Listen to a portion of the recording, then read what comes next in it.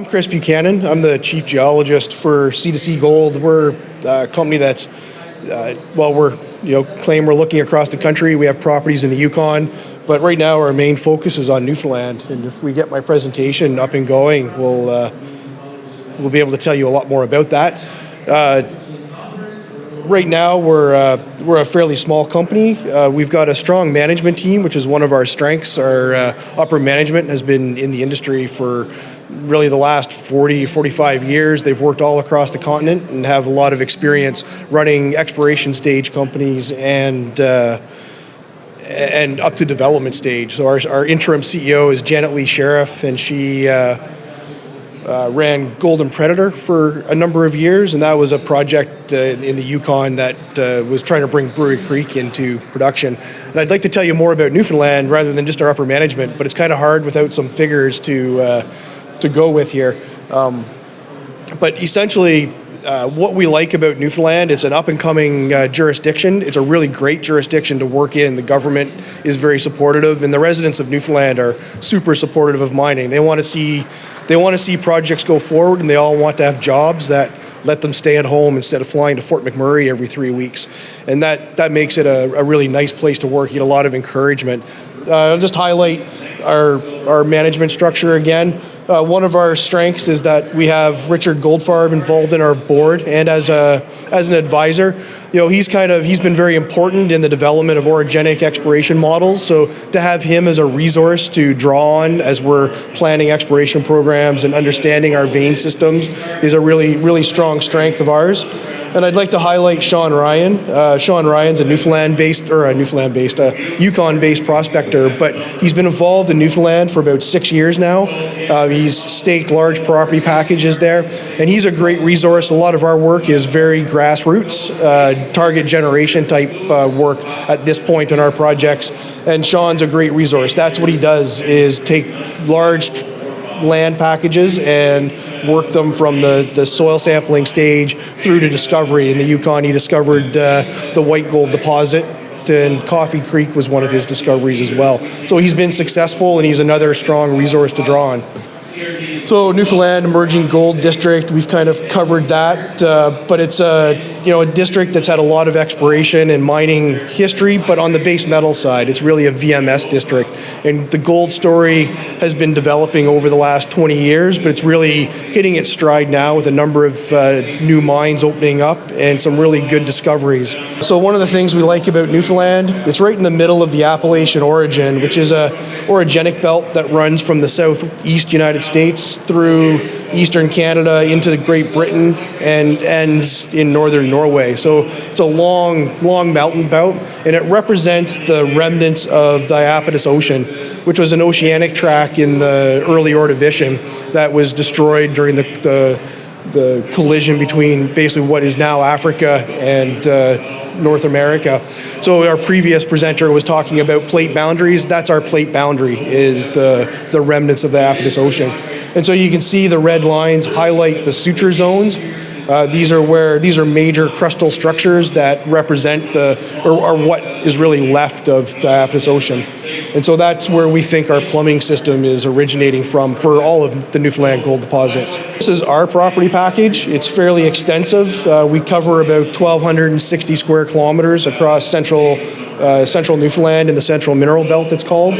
What I like about this belt is that to the northwest, we're bound by the Red Indian Line, which is one of the core structural sutures within the Appalachian Origin, and it really represents the transition. To the west of the Red Indian Line is North America, and to the east of it is what's left of Africa in the Iapetus Ocean.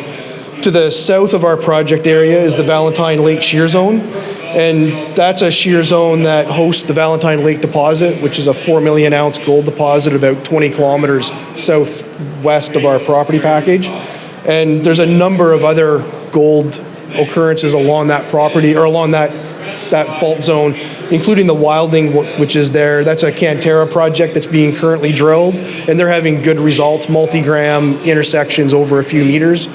So it's a productive zone to be in, and we think we're well positioned to discover gold systems on secondary fault zones related to these two major shear zones.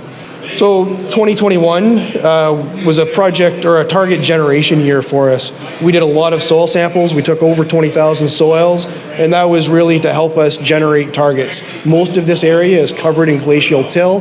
That makes it a difficult place to work. We can't see the bedrock very often, and it can be difficult to dig down to bedrock with trenches. So our soils are going to be a large, important part of targeting the work that we're going to do this year.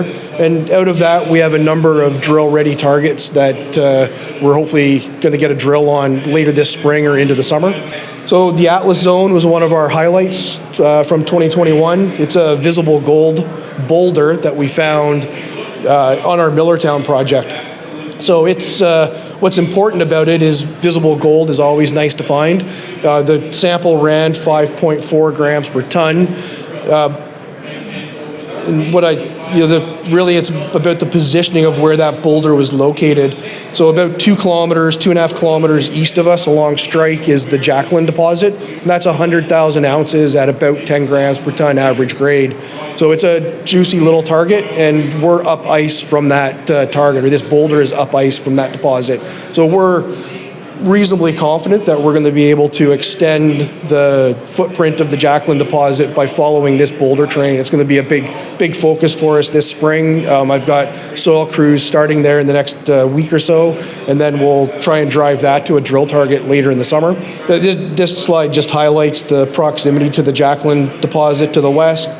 Great Atlantic Resources has been drilling there in the last year, and you can see they have some pretty good numbers, multi-gram intersections over a meter to 2 to 3 meters. The next target. These are our soil grids on the rest of the MILLERTOWN project. As you can see, we have out of all the soil samples we took, we have a number of strong anomalies. We think we've got some good targets within those anomalies that we're going to test with an RC drill rig to check for veins at the bedrock interface.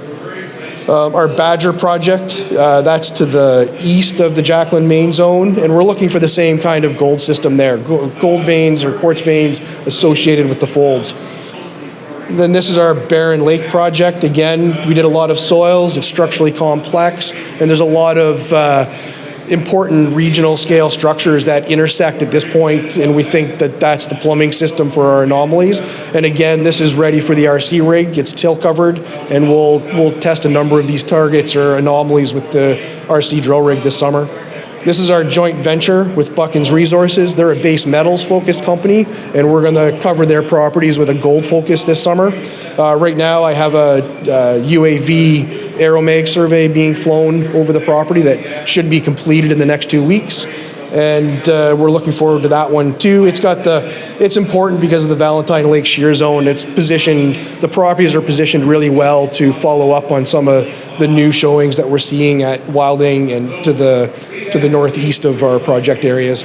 That pretty much wraps things up for me. If anybody has further questions or wants to know more about working in Newfoundland, we've got a booth at booth 1000. It's just a couple of aisles over here, and we'd be happy to answer any of the questions that you have. Thank you very much for your time.